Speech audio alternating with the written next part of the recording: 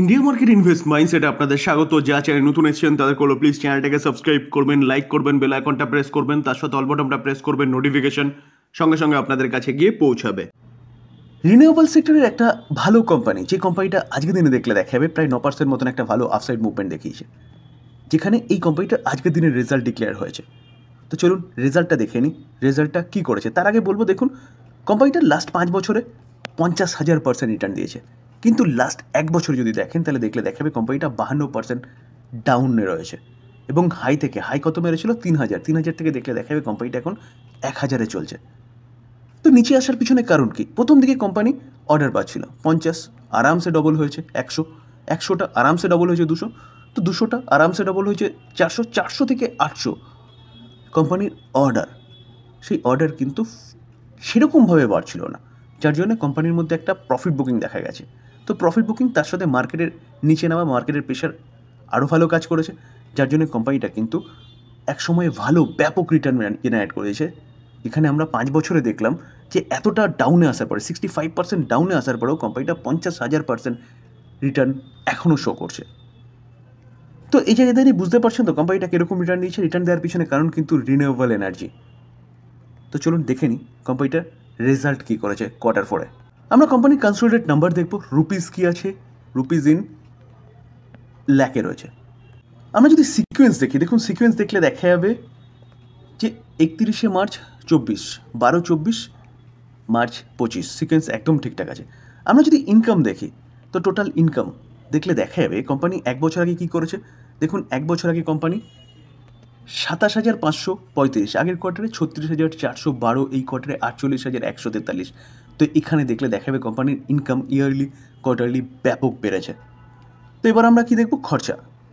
তো খরচাটাও কিন্তু সেরকমই মানে জরুরি, কারণ খরচা কন্ট্রোল করতে পারলে কোম্পানির প্রফিট কিন্তু ঠিকঠাক হবে। তো খরচা দেখলে দেখা যাবে 1 বছর আগে কোম্পানি 20,327, আগের কোয়ার্টারে 29,339, এই কোয়ার্টারে 35,625। তো খরচাও কিন্তু ইনকামের মতন অনেকটাই ইয়ারলি কোয়ার্টারলি বেড়েছে। তো ইনকাম মাইনাস এক্সপেন্সেস করলে পরে অপারেটিং প্রফিট পাওয়া যায়। তো অপারেটিং প্রফিট দেখলে দেখা যাবে, দেখুন তার নিচেই রয়েছে 7,200, 1 বছর আগে 7,073, আগের কোয়ার্টারে 12,518, এই কোয়ার্টারে। তো ইয়ারলি এবং কোয়ার্টারলি যথেষ্ট ভালো প্রেজেন্ট করেছে অপারেটিং প্রফিট। তো এবার আমরা কি দেখব? এবার হচ্ছে মেন প্রফিট, যেই প্রফিটটা ট্যাক্স ও অ্যাডজাস্টমেন্টের পরে পাওয়া যায়। তো দেখলে দেখা যাবে, দেখুন net profit for the period. কী বলছে net profit for the period? যে কোম্পানি 1 বছর আগে যে প্রফিটটা কোম্পানির ঘরে ঢোকে কত 5,131, আগের কোয়ার্টারে 5,348, এই কোয়ার্টারে 9,376। তো অপারেটিং প্রফিট নেট প্রফিট সেটাও কিন্তু ইয়ারলি কোয়ার্টারলি যথেষ্ট ভালো করেছে, এবং ইপিএসও তাই বলছে। 1 বছর আগে 4.93, আগের কোয়ার্টারে 5.14, এই কোয়ার্টারে 9, ইয়ারলি কোয়ার্টারলি যথেষ্ট ভালো করেছে। তো অনেক দিন পর কিন্তু ওয়ারি রিনিউয়েবল এই কোম্পানিটার এত ভালো রেজাল্ট প্রেজেন্ট করেছে। তার ফলস্বরূপ কোম্পানিটা আজকের দিনে কিন্তু এতটা ভালো মুভমেন্ট দেখিয়েছে। তাহলে কি কোম্পানি এখান থেকে ভালো করবে? এবার চিন্তাভাবনা আপনার। কোম্পানির রেজাল্ট যথেষ্ট ভালো হয়েছে, এবার আপনি চিন্তাভাবনা করবেন যে কোম্পানি যেই সেগমেন্টে কাজ করছে সেই সেগমেন্টের গ্রোথ আছে কি না। যদি সেই সেগমেন্টের গ্রোথ থাকে তাহলে এই কোম্পানিরও গ্রোথ হবে কি না, সব কিছু ভালো মতন অ্যানালাইসিস করে তারপরে চিন্তাভাবনা করবেন এই কোম্পানিতে ইনভেস্টমেন্ট করা যায় কি না। ওয়ারি এনার্জিস। তো ওয়ারি এনার্জিস এই কোম্পানিটা সোলার মডিউল তৈরি করে। তো সেই জায়গায় দাঁড়িয়ে স্যার এই কোম্পানিটাকে দেখলে দেখাবে, দেখুন আজকের দিনে এই কোম্পানিটাও 1.5% মতন একটা ভালো আপসাইড মুভমেন্ট দেখিয়েছে, যেখানে এই কোম্পানিটা কিন্তু কন্টিনিউয়াসলি ভালো বিজনেস করছিল। নিচে আসার পিছনে মার্কেটের প্রেশার, এবং তার পাশাপাশি বলতে পারেন ডোনাল্ড ট্রাম্প। কেন? কারণ ডোনাল্ড ট্রাম্প রিনিউয়েবল এনার্জির বিরোধী, এবং এই কোম্পানিটার খুব ভালো একটা বিজনেস আছে ইউএসএ, যেখানে ডোনাল্ড ট্রাম্প আসার পর থেকে কিন্তু এই কোম্পানিটা নিচে আসছিল, এবং তার পাশাপাশি ডোনাল্ড ট্রাম্পের ট্যারিফ অর্ডার তো রয়েছেই। তো কোম্পানিটা আজকের দিনে 16 তারিখ আজকের দিনে কোম্পানিটা জাস্ট কিছুক্ষণ আগে 5:11 বোর্ডকে জানিয়েছে, এক্সচেঞ্জকে জানিয়েছে যে কোম্পানিটা কোয়ার্টার 4-এর রেজাল্ট ডিক্লেয়ার করার ডেট, যেখানে রেজাল্ট ডিক্লেয়ার করার ডেট কবে বলছে যে বোর্ড অফ ডিরেক্টর মিটিং করতে চলেছে 22/4/25, অর্থাৎ এপ্রিল মাসের 22 তারিখে এই কোম্পানিটার মিটিং করতে চলেছে এবং কোয়ার্টার 4-এর রেজাল্ট ডিক্লেয়ার করবে। তো মাথায় রাখবেন যারা এই কোম্পানিটা হোল্ড করছেন কি ওয়ারি এনার্জিস, নট ওয়ারি রিনিউয়েবল। তো ওয়ারি এনার্জিস যারা হোল্ড করছেন তারা কিন্তু 22 তারিখ এই ডেটটা মাথায় রাখবেন, এই ডেটটা এই কোম্পানিটা রেজাল্ট ডিক্লেয়ার করতে চলেছে। এক্সিস ব্যাঙ্ক, ব্যাঙ্কিং সেক্টরে একটা দিগ্গজ কোম্পানি এক্সিস ব্যাঙ্ককে দেখলে দেখা যাবে, দেখুন আজকের দিনে এক্সিস ব্যাঙ্ক 4.5% মতন একটা ভালো অফসাইড মুভমেন্ট দেখেছে। গতকালকে আমরা দেখেছিলাম যে এইচডিএফসি ব্যাঙ্ক যথেষ্ট ভালো মুভমেন্ট দেখিয়েছে, আজকে এক্সিস ব্যাঙ্ক। তো কারণ কি?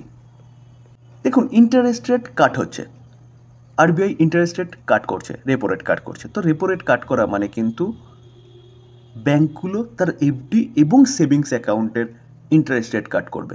তো কালকে আমরা দেখেছিলাম যে এইচডিএফসি ব্যাঙ্ক 25 বেসিস পয়েন্ট তাদের সেভিংস অ্যাকাউন্টের ইন্টারেস্ট কাট করেছে। তো আজকের দিনে দেখা যাচ্ছে গিয়ে কি যে এক্সিস ব্যাঙ্কও তাই করছে। দেখুন ICICI bank joint top pair rate কাট সেভিংস অ্যাকাউন্ট। তো আইসিআইসিআই ব্যাঙ্কও কিন্তু চিন্তাভাবনা করছে 25 বেসিস পয়েন্ট কাট করার বিলো 50 লাখ সেভিংস অ্যাকাউন্টগুলোতে, যেখানে শুরুয়াত করেছে এইচডিএফসি ব্যাঙ্ক এবং এইচডিএফসি ব্যাঙ্ককে ফলো করেছে অ্যাক্সিস ব্যাঙ্ক, এখন আইসিআইসিআই ব্যাঙ্ক, অর্থাৎ টপ 3টে ব্যাঙ্ক, প্রাইভেট ব্যাঙ্ক, যারা আগে 50 লাখ পর্যন্ত ডিপোজিটের 3% সেভিংস অ্যাকাউন্টের ইন্টারেস্ট দিত, সেখানে এখন 2.75% ইন্টারেস্ট দেবে। তো অবভিয়াসলি একটা ব্যাপক অ্যামাউন্টের টাকা কিন্তু ইন্টারেস্ট থেকে বেঁচে যাবে।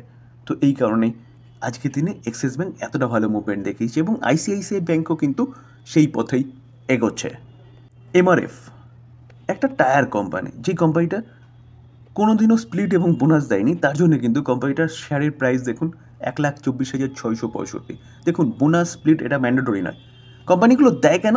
কারণ প্রাইস যখন নিচে আসে তখন ভলিউম বাড়ে, প্রচুর মানুষের আয়ত্তে আসে বা ছোটো ছোটো ইনভেস্টাররাও সেই কোম্পানিটাকে বাই করতে পারে, তার ফলে কোম্পানি আবারও খুব তাড়াতাড়ি ওঠার সম্ভাবনা থাকে। কারণ 1,24,000 অনেকের পোর্টফোলিও রয়েছে, যে অনেকগুলো কোম্পানির সংমিশ্রণে এত টাকা ইনভেস্টমেন্ট রয়েছে। অনেকে 2,000 টাকা, 3,000 টাকা, 5,000 টাকা, 10,000 টাকা প্রতি মাসে ইনভেস্টমেন্ট করে, তার পক্ষে 12-13 মাস জমিয়ে তারপর একটা এমআরএফের শেয়ার কিনতে হবে।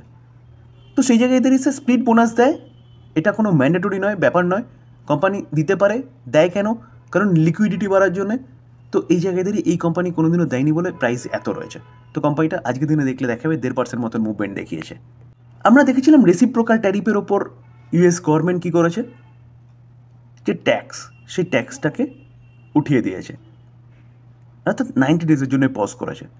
তারপরে দেখলাম কি, তারপরে ইলেকট্রনিক গুডস, এখন শোনা যাচ্ছে যে অটো সেক্টরের ক্ষেত্রেও কিন্তু একই ব্যাপার হবে। তো এই কোম্পানিটা কিন্তু টায়ার সেগমেন্টে বা অটো সেগমেন্টে বলতে পারেন একটা দিগ্গজ কোম্পানি।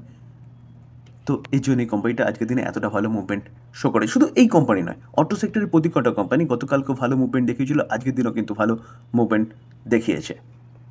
দেখুন এই কোম্পানিটাকে দেখলে দেখা যাবে 11% মতন রিটার্ন দিয়েছে লাস্ট 5 দিনে। রিটার্ন দেওয়ার পিছনে কারণ কিন্তু সেই হোপ, যেখানে ডোনাল্ড ট্রাম্প বলছে কি অটো সেক্টর, কারণ টেসলা এত বড় একটা কোম্পানি, সেই কোম্পানি কিন্তু সবকটা প্রোডাক্ট ম্যানুফ্যাকচারিং করে না, তারা প্রোডাক্টগুলোকে নিয়ে অ্যাসেম্বলিং করে এবং তারপরে তারা কার তৈরি করে বাজারে ডিস্ট্রিবিউট করে। তো সেই জায়গায় দাঁড়িয়ে স্যার অটো কম্পোনেন্ট যেসব কোম্পানিগুলো তৈরি করে সেই সব কোম্পানিগুলো কিন্তু তার জন্যই এতটা ভালো মুভমেন্ট দেখাচ্ছে। তো এমআরএফও কিন্তু এই কারণেই ভালো মুভমেন্ট দেখাচ্ছে। স্যার ডিসক্লেমার দিয়ে রাখি, এই ভিডিওতে যেসব কোম্পানিগুলো নিয়ে আলোচনা করলাম সেসব কোম্পানিগুলোর সম্বন্ধে ভালো রেজাল্ট পাওয়া যাচ্ছে, নিউজ পাওয়া যাচ্ছে, সেগুলো নিয়ে আলোচনা করার জন্যই কিন্তু আলোচনা করলাম। এটাকে কেউ বাই রেকমেন্ডেশন হিসেবে নেবেন না। বাই করার আগে নিজে ভালো মতন অ্যানালাইসিস করবেন, ফাইন্যান্সিয়াল অ্যাডভাইজারের সাথে কথা বলবেন, নিজের রিস্ক বুঝবেন, তারপরে ইনভেস্টমেন্ট করবেন। থ্যাংক ইউ, ভালো থাকবেন।